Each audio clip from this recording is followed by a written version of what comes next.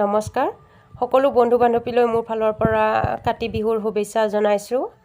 কাতি বিহুত আমাৰ মানে পৰম্পৰা যিহেতু পথাৰত চাকি বন্তি জ্বলোৱা, সেয়েহে আজি পথাৰ চাকি বন্তি জ্বলাবলৈ আহিলোঁ। আৰু যিহেতু মানে ফাৰ্ষ্ট টাইম মানে প্ৰথমবাৰ খেতি কৰিছোঁ, পথাৰত খেতি কৰিছোঁ, কেনেকুৱা কি নিয়ম নীতি কৰিব লাগে একো নাজানো। আৰু লগতে মামাও গৈছে, মামাক সুধিলোঁ আৰু মামাই শিকাই দিলে।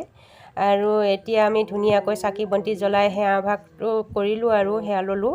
সেৱা লৈ মেলি আৰু হেনো বোলে ৰবাব টেঙা পথাৰত খাই অলপ মানে পথাৰৰ মাজত দলিয়াই দিব লাগে, সেয়েহে মানে ৰবাব টেঙাটো খাই কৰি মানে আমি পথাৰত দলিয়াই দিলোঁ। আৰু পথাৰত গৈছোঁ যিহেতু মানে ফটো উঠা নিয়মটোতো থাকেই নহয় জানো, সেইকাৰণে মানে এতিয়া আমি পূৰা ফটো উঠাত ব্যস্ত হৈ আছোঁ। আৰু ফটো উঠি মেলি ভাবিছোঁ মানে সেইখিনি মাটিখিনিলৈ যাওঁ আৰু যিখিনি মাটি আমি মানে বেলেগক খেতি কৰিব দিছোঁ, 4-5জনমান মানুহে খেতি কৰিছে, সেই মাটিখিনি চাবলৈ যাওঁ বুলি ওলাইছোঁ। কিন্তু মানে বৌহঁতে তাৰ পৰা গুচি আহিলে, কৈছে তাত মানে মানুহ নাই আৰু এই মাটিখিনিৰ পৰা 1 কিলোমিটাৰ আঁতৰত আছে সেই মাটিখিনি।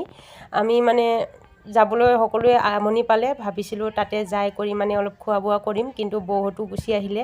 এতিয়া সেইটো নহ'ল আৰু আমি যিখিনি ঠাইত খেতি কৰিছোঁ সেইখিনি ঠাইতে ৰ'লোঁ আৰু এতিয়া খাই মেলি আমি ঘৰলৈ উভতিলোঁ আৰু বাই বাই।